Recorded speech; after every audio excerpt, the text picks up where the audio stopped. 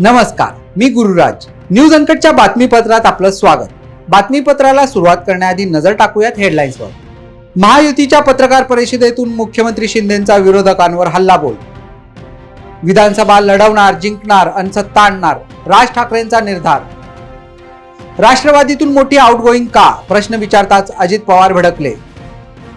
आणि काश्मीरचे मुख्यमंत्री ओमर अब्दुल्लांची मोठी राजकीय खेळी, जम्मूतील हिंदू आमदाराला बनवले उपमुख्यमंत्री. आता पाहूयात बातम्या विस्ताराने. नॅशनल कॉन्फरन्सचे नेते ओमर अब्दुल्ला यांनी आज जम्मू काश्मीरच्या मुख्यमंत्री पदाची शपथ घेतली आहे. त्यांच्याशिवाय इतर 5 आमदारांनी देखील कॅबिनेट मंत्रिपदाची शपथ घेतली असून या 5 मंत्र्यांच्या यादीत जम्मू प्रदेशातील 2 हिंदू मंत्र्यांचा समावेश आहे. विशेष म्हणजे ओमर सरकारमध्ये सुरेंद्र चौधरी यांना उपमुख्यमंत्री बनवण्यात आले आहे. सुरेंद्र चौधरी यांना उपमुख्यमंत्री बनवून ओमर अब्दुल्ला यांनी राज्यातील हिंदूंमध्ये आपली प्रतिमा सुधारण्याचा प्रयत्न केलाय. आज झालेल्या पत्रकार परिषदेत महायुती सरकारच्या काळात राज्यात विविध क्षेत्रात विकास झाल्याचा दावा करण्यात आलाय. यावेळी महायुती सरकारचे रिपोर्ट कार्ड सादर करण्यात आले असून या पत्रकार परिषदेत मुख्यमंत्री एकनाथ शिंदे यांनी विविध विषयांवरून विरोधकांवर जोरदार टीका केली आहे. लाडकी बहीण योजनेच्या नादी कोणी लागाल तर त्याला कार्यक्रम झाला समजा असा इशारा देताना शिंदेंनी आम्ही आमच्या बहिणींना लखपती बनवणार आहोत असा दावा केलाय. विधानसभा निवडणुकांची घोषणा होताच मनसे अध्यक्ष राज ठाकरे यांच्या शिवतीर्थ निवासस्थानी महत्वाची बैठक पार पडली आहे. या बैठकीनंतर राज ठाकरे यांनी पत्रकार परिषद घेत विजयाचा निर्धार व्यक्त केलाय. पत्रकारांशी बोलताना राज ठाकरे यांनी आम्ही विधानसभा निवडणुका लढू, जिंकू आणि सत्ता आणू अशी भूमिका स्पष्ट केली आहे. महाराष्ट्र विधानसभा निवडणूक कार्यक्रमाची काल निवडणूक आयोगाने घोषणा केल्यानंतर आज सत्ताधारी महायुतीतील प्रमुख नेत्यांकडून पत्रकार परिषद घेण्यात आली आहे. या पत्रकार परिषदेत राष्ट्रवादी काँग्रेसमधून सुरू असलेल्या आउटगोईंग बाबत प्रश्न विचारण्यात आल्यानंतर अजित पवार हे काहीसे चिडलेले पाहायला मिळाले.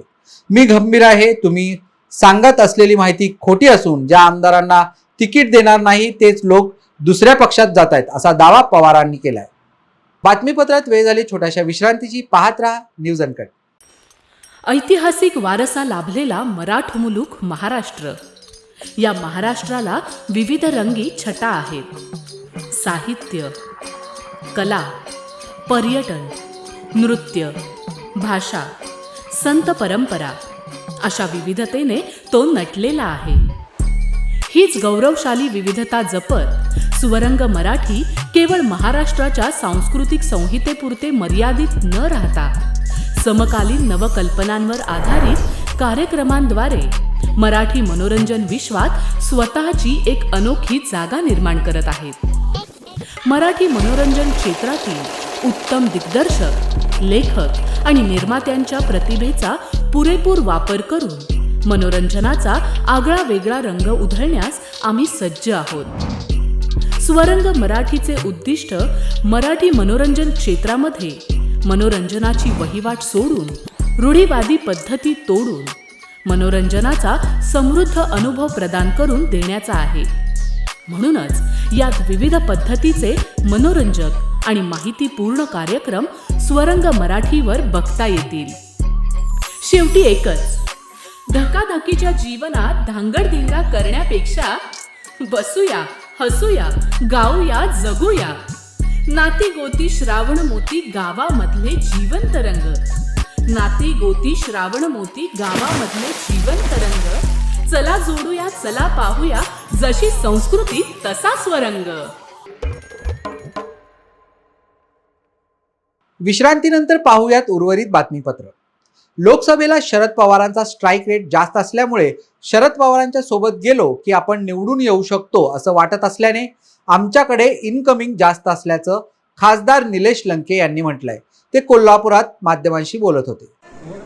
पवार साहेबांच्याकडे सध्याची परिस्थिती आदरणीय पवार साहेबांचा लोकसभेच्या निवडणुकीचा स्ट्राईक रेट आणि तीच परिस्थिती वाढत चाललेली आहे. त्यामुळे प्रत्येकाला असं वाटतं की आपण पवार साहेबांबरोबर जर गेलं तर आपला गुलाल निश्चित आहे आणि आपण सत्तेत बसू शकतो. ही साहजिक आहे सर्वांची भावना घेणं. त्यामुळं सगळ्यात जास्त इच्छुक उमेदवारांची भावगर्दी जी असेल ती आदरणीय पवारसाहेब किंवा महाविकास आघाडीमध्ये आहे. 20 ऑक्टोबर रोजी मनोज जरांगे मराठा समाजाची बैठक घेणार आहेत. जालन्याच्या अंतरवाली सराटीत आयोजित पत्रकार परिषदेत जरांगे यांनी ही माहिती दिली. 20 ऑक्टोबर रोजी सकाळी 10 वाजता बैठकीला सुरुवात होणार असून सायंकाळी 4 वाजेपर्यंत बैठक होणार असून विधानसभा निवडणुकीसाठी उमेदवार उभे करायचे की पाडायचे याबाबत समाजाचं मत जरांगे जाणून घेणार आहेत. ज्यांना शक्य असेल त्यांनी बैठकीला यावं असं आवाहनही जरांगे यांनी यावेळी केलंय. मला पुढचे जे काही निर्णय करायचे त्याला अडचण येते, म्हणून ही एक सगळ्या बांधवांना विनंती आणि तुम्ही याच्या मी जे ही संदेश दिलाय की आपण सगळ्यांनी उद्याच्याला यावं, कारण मला काही तुमच्याशी चर्चा करायची 2-3 विषयावरती, ती मी तुम्हाला उद्या सांगेल, त्यामुळे यावं. दुसरा मुद्दा असा की रविवारी 20 तारखेला आता तातडीनं राज्यातली आपल्याला बांधवांची बैठक घ्यायला लागती. त्यांनी 20 तारखेला ती समाजाला मला विचारायचं बैठक घेऊन की पाडायचे का उभा करायचे या संदर्भातली बैठक ही रविवारी 20 तारखेला होणार आहे. ते ठिकाण फक्त बांधवांना आम्ही कळवतोय, कारण ते बघावं लागणार आहे. फक्त अंतरवाली धरून चाला की ठिकाण अंतरवाली, तर जागा कुठं आहे काय ते आजपासून आता पोरांनी बघायला सुरुवात केली. त्यालाही लय गर्दी करावी किंवा असं काही नाही, कामं बुडून कोणी येऊ नये, कारण आता काय कोणाला दाखवायची गरज नाही. म्हणजे माझ्या समाजाला विनाकारण मला आता इथून पुढे खर्चात पाडायचं नाही, कारण आपली शक्ती काय ही आता तुम्ही नारायणगडावर दाखवलेली. त्यामुळं काय बैठका घ्यायच्यात आणि समाजाची शक्ती कोणाला तरी दाखवायची किंवा शक्ती प्रदर्शन करायचं काही गरज नाही. सगळ्याला कळलंय आता मराठा काय करू शकतो आणि मराठा किती एकजूट आहे. त्यामुळे आता बार बार मराठ्याला पळविण्यात काही अर्थ नाही. पण असं त्याचा अर्थ घेऊ नका की आम्हाला बैठकीला यायचं होतं, तुम्ही येऊ नका मला म्हणून आलो नाही. ज्यांना शक्य आहे ते सगळे या, कारण मला समाजाला विचारून तो निर्णय करायचा आहे. त्यामुळं 20 तारीख सकाळी मात्र आपण 9-10च्या दरम्यान यावं, कारण 10ला बैठक स्टार्ट करायची आणि ती सुद्धा 4लाच संपवायची. रायगडच्या श्रीवर्धन विधानसभा मतदारसंघात महायुतीत संघर्ष उद्भवण्याचे चिन्ह निर्माण झाले असून शिवसेना शिंदे गटाने आदिती तटकरे यांच्या विरोधात उमेदवार देण्याची जोरदार तयारी सुरू केली आहे. कर्जत खालापूर विधानसभा मतदारसंघात सुनील तटकरे यांनी सातत्याने आमदार महेंद्र थोरवे यांच्या विरोधात सुधाकर घारेंना ताकद देण्याचे काम केले आहे.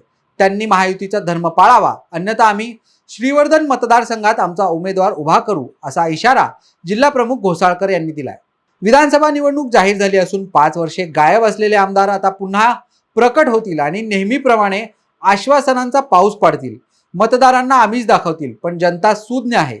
मतदार राजा पुन्हा अशी चूक कधीच करणार नाही याची मला खात्री आहे, असा विश्वास व्यक्त करत माजी नगरसेवक मनीष आनंद यांनी पुण्याच्या शिवाजीनगर मतदारसंघात काँग्रेसकडून निवडणूक लढवण्यास इच्छुक असल्याची माहिती पत्रकार परिषदेत दिली आहे. पैकी 6 नगरसेवक काँग्रेसचे निवडून आले तिथं, आणि कॅन्टोन्मेंटमध्ये काम करत असताना संलग्न जे एरिया आहे, म्हणजे बोपोडी असेल, पाटील इस्टेट असेल, मुलारोड असेल, वाकडेवाडी किंवा औंधचा हा भाग, तर तिथं लोकांची जनसंपर्क वाढत गेला आणि लोकांचे जे अडीअडचणी किंवा रेग्युलर कॉर्पोरेशनचे कामं असतील, इतर कामं असतील, ते करत गेलो आणि तसंच संपर्क वाढवत लोकांपर्यंत पोचलोय. बातमीपत्रात वेळ झाली छोट्याशा विश्रांतीची. पाहत रहा न्यूज अनकट.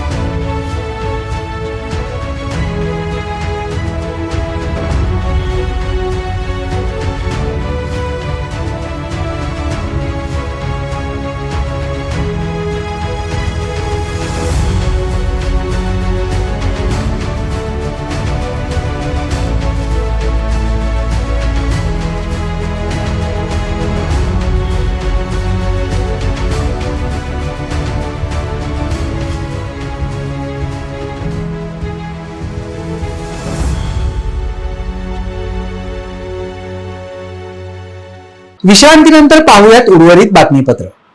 मुंबईहून कर्नाटकमधील हुबळीकडे एका व्यक्तीचे 3 कोटी रुपये पोहोचवण्यासाठी निघालेल्या दोघांचे वाहन अडवून 5 जणांनी रक्कम लुटून नेल्याची धक्कादायक घटना सातारच्या कराड जवळील मलकापूर परिसरात घडली आहे. या प्रकरणी शहर पोलीस ठाण्यात तक्रार झाली असून 4 संशयितांना पकडण्यात शहर पोलिसांना यश आलंय. छत्रपती संभाजीनगरच्या सोयगाव तालुक्यात झालेल्या वादळी वाऱ्यामुळे केळीच्या बागांचं मोठं नुकसान झालंय. वारंवार होणाऱ्या वादळी पावसाने केळी पीक धोक्यात आलं असून या परिस्थितीवर उपाययोजना म्हणून शांताराम पाटील या शेतकऱ्याने देसी जुगाड केला असून कितीही वादळी वारा किंवा पाऊस आला तरी केळीचे झाड पडणार नसल्याचा दावा त्यांनी केलाय. यासाठी मोठ्या बेल्टने एका विशिष्ट पद्धतीमध्ये केळीची झाडे एकमेकांना बांधण्याचे प्रात्यक्षिक त्यांनी करून दाखवले. शांताराम एकनाथ पाटील, राहणार बोलखेडा, तालुका सोयगाव, जिल्हा संभाजीनगर.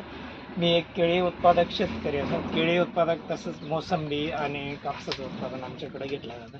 पण बहुधा केळीचे भाव किंवा केळीचं मार्केट सध्या चांगलं असल्या कारणानं केळी उत्पादन बहुतेक शेतकरी घेत आहे. परंतु निसर्ग, हवा, वादळ ह्या सगळ्या समस्यांचा केळींना फार त्रास होतो. ह्या त्रासाच्या याच्यामुळे हे आम्ही हे बेल्ट वगैरे पट्टे लावून ह्या खोडांना एक सपोर्ट करतोय. आणि ही एक नवीन पद्धत, नवीन तर नाही म्हणता येणार, पण नवीन आमच्यासाठी म्हणजे एक सुरक्षितता म्हणून या झाडांना आम्ही देतोय ते पट्टे वगैरे बांधून. आणि ह्या म्हणजे पद्धतीचा अवलंब इतर केळी शेतकऱ्यांनाही करावा असं मी म्हणतोय. परत निसर्गाचा खूपच सामना या पिकाला करावा लागतोय. म्हणजे फक्त निसर्गाचाच नाही, वारा वादळाचा नाही, भाव वगैरे कधी आपल्या हातात नसतात. परंतु ते तर आपल्या हातचं नाही, पण हे आपल्या हातचं असल्या कारण आपण एक सुरक्षितता म्हणून या केळी पिकाला आपण देतोय हे पट्टे लावून. आगामी विधानसभा निवडणुकीच्या पार्श्वभूमीवर जालना विधानसभा मतदारसंघांतर्गत राजकीय पक्षाच्या पदाधिकाऱ्यांची बैठक संपन्न झाली आहे. या बैठकीत आचारसंहितेचे कोणत्याही राजकीय पक्षाच्या पदाधिकारी, कार्यकर्ता किंवा उमेदवाराकडून उल्लंघन होणार नाही या अनुषंगाने सूचना करण्यात आल्या असून निवडणुकीचे अर्ज हे जालना तहसील कार्यालयात स्वीकारले जातील अशी माहिती उपविभागीय अधिकारी श्रीमंत हारकर यांनी माध्यमांशी बोलताना दिली. आपल्याला माहिती आहे की काल भारत निवडणूक आयोगानं महाराष्ट्रातली विधानसभा सार्वत्रिक निवडणुकासाठी 3:30 वाजता दुपारी VC घेऊन आचारसंहिता लागू केलेली आहे आणि निवडणुकीचा कार्यक्रम घोषित केलेला आहे. जालना विधानसभा मतदारसंघासाठी एकूण मतदान केंद्राची संख्या जी आहे ती 335 आहे, जी लोकसभेला 317 एवढी होती. आपली एकूण मतदारसंख्या देखील 3,50,000च्या पुढं यावेळेस गेलेली आहे. आणि आपल्या शहरी भागामध्ये जवळपास 70% मतदान केंद्र ही शहरी भागामध्ये आहेत आणि 30% मतदान केंद्र हे ग्रामीण भागामध्ये आहेत. या टोटल मतदान केंद्रासाठी आपण 32 क्षेत्रीय अधिकाऱ्यांची नियुक्ती केलेली आहे. 32 क्षेत्रीय अधिकाऱ्यांच्या या प्रत्येक मतदान केंद्राला भेटी देखील त्यांनी दिलेल्या आहेत. त्याचप्रमाणे 317 मतदान केंद्र ही आपले लोकसभेला होते आणि 18 मतदान केंद्र ही आपल्या आता विधानसभेला वाढलेली आहे. वेळ झाली या बातमीसह या बातमीपत्रात इथेच थांबायची. पाहत राहा न्यूज अनकट.